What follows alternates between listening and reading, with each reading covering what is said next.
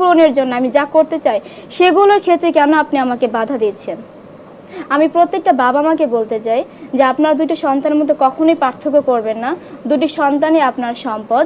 আপনারা দুজনকেই হচ্ছে সমান অধিকার দেন, সমান সম্পদ দিয়ে তাদেরকে হচ্ছে বেড়ে তুলুন।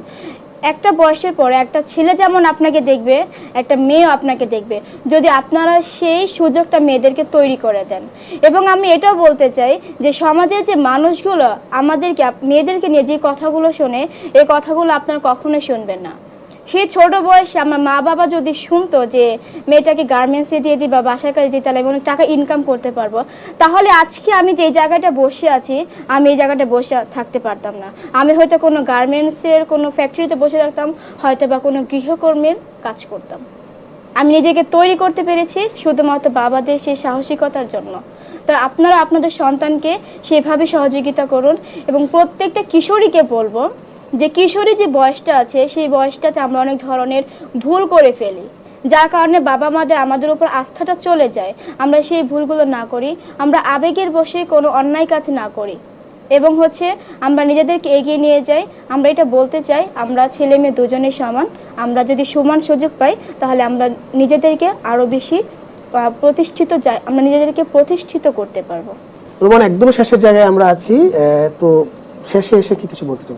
হ্যাঁ, আমি বলতে চাই এটা আমার কিশোরী বোনদের জন্য হতে পারে, বোনদের জন্য এবং পুরো কিশোরী মা বাবা এবং পুরো দেশের জন্য।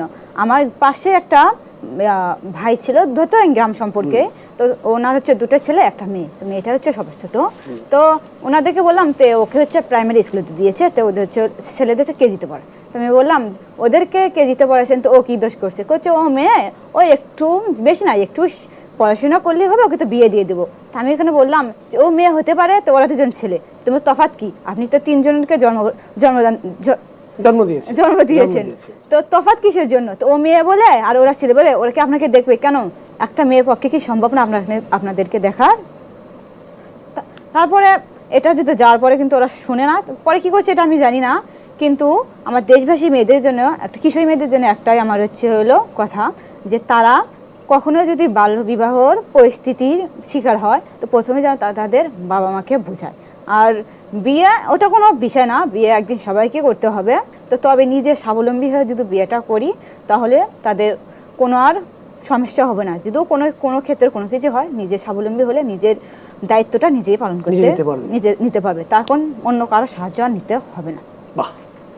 আর আমার হচ্ছে কিশোরী মায়েদের জন্য বা বাবাদের জন্য, পুরো দেশবাসীর জন্য, আপনাদের ছেলে মেয়ের মধ্যে ভেদাভেদ না করে একটা মেয়েকে যদি পড়ালেখার সুযোগ করে দেওয়া যায় সেও দেখে দিতে পারবে।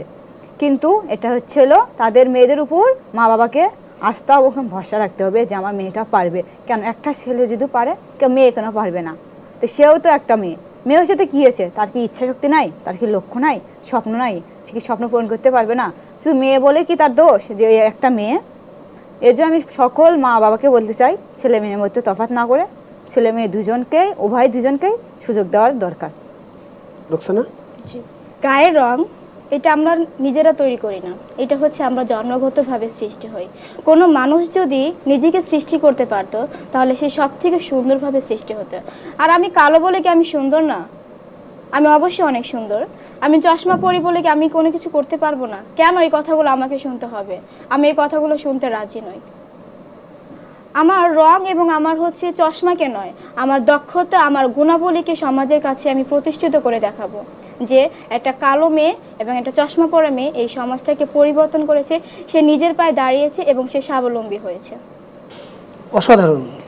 আমার মনে হয় না এটার শেষ কোনো উপসংহার টানা আমার দরকার আছে, কারণ এই সাহসী দুইজন কিশোরী এত সুন্দর করে সেই উপসংহার টেনে দিলেন, সেখানে আমি মনে হয় না আমার কিছু বলার দরকার আছে। শুধু আমি এইটুকু বলতে চাই, আপনার সন্তান আপনার সম্পদ, তাদেরকে ঠিকঠাক মতো পরিচর্যা করুন, তারাও এভাবেই বেড়ে উঠবে এবং আজকে এদের দুইজনের কথা যেন অন্যের অনুপ্রেরণার কারণ হয়ে দাঁড়ায়। ভালো থাকবেন, সুস্থ থাকবেন। আজকের মতো শেষ করছি এখানে। ধন্যবাদ।